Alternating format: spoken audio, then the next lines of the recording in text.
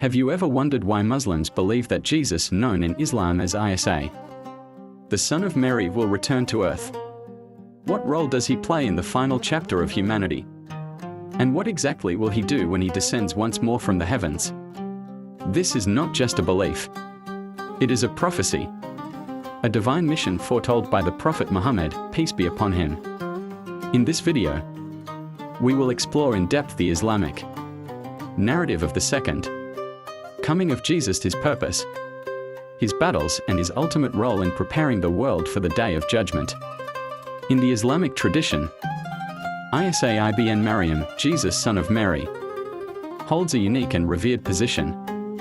He is one of the 5 greatest prophets, known as Ulul Azm, and the only prophet born without a father, a miracle bestowed by Allah. The Quran speaks of Jesus not as the Son of God, but as a servant and messenger of God. He was given miracles, such as healing the blind and the leper, and even bringing the dead back to life, but always by Allah's permission. Muslims believe Jesus was never crucified. Instead, Allah raised him up to the heavens, saving him from the plot of his enemies. But the story doesn't end there, because Jesus is destined to return. The Prophet Muhammad said, "By him in whose hand is my life, the Son of Mary will soon descend among you as a just ruler." This descent is not to bring a new religion.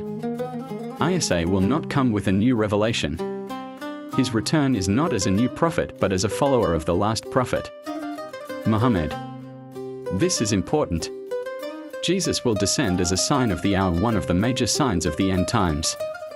His mission will not be to start a new path, but to confirm the truth of Islam, and to correct the false beliefs that developed after his first departure. According to authentic narrations, Jesus will descend near the white minaret in the eastern part of Damascus, Syria, wearing 2 garments lightly dyed with saffron, with his hands resting on the wings of 2 angels. When he lowers his head, water will fall from it like pearls. When he raises it, drops like silver will fall from his beard. His presence will be majestic. People who see him will know this is no ordinary man. But why is Jesus returning? Because the world will be facing the greatest trial in its history: the rise of the false Messiah, known in Islam as the Dajjal. The Dajjal is a one-eyed deceiver who will claim divinity, performing miracles to trick people into worshipping him. He will create chaos, lead armies, and dominate the earth. No prophet ever warned more about the Dajjal than Prophet Muhammad, and no one will be able to defeat him, except Isa ibn Maryam. When Jesus returns, he will pursue the Dajjal.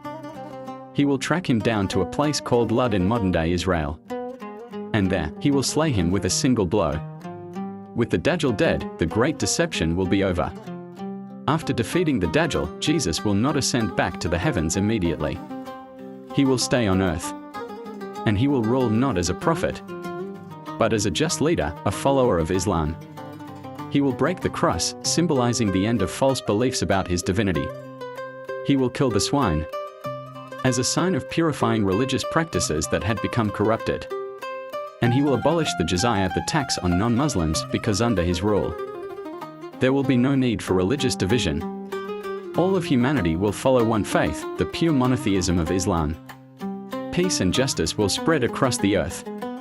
People will no longer fight. Wealth will be so abundant that no one will accept charity. Even the deadly enmity between humans and animals will cease. An important detail: when Jesus returns, he will meet the Mahdi, a righteous leader of the Muslim community in the end times. In a beautiful moment of humility and unity, Jesus will not lead the prayer. Instead, he will stand behind the Mahdi, affirming his role as a follower of the last prophet.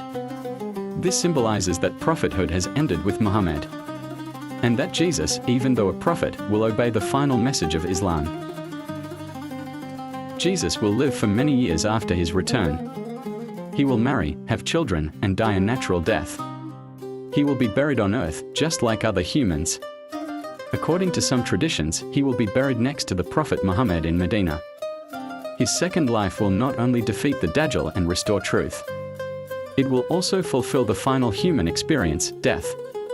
A reminder that even the greatest among us return to dust. So what does this prophecy mean for us, here and now? First, it is a reminder that Islam honors Jesus in the most respectful way, not as a god, but as one of the greatest human beings to ever live. His return is not about one religion versus another. It is about truth over falsehood. Second, the story of Jesus reminds us that justice may be delayed, but never denied. Oppression may grow, deception may rise, but in the end, truth will descend, just like Isa will descend. And finally, it calls us to prepare ourselves. The return of Jesus is not just a story to be told. It's a future to be witnessed. Voice softens slightly, becomes more intimate. The second coming of Jesus is a chapter not yet written in time, but already inscribed in divine will. It is a chapter where falsehood will fall and truth will rise. It is a promise of hope, justice, and divine completion. The question is, will we be among those who recognize him when he comes? Subscribe, reflect, and prepare.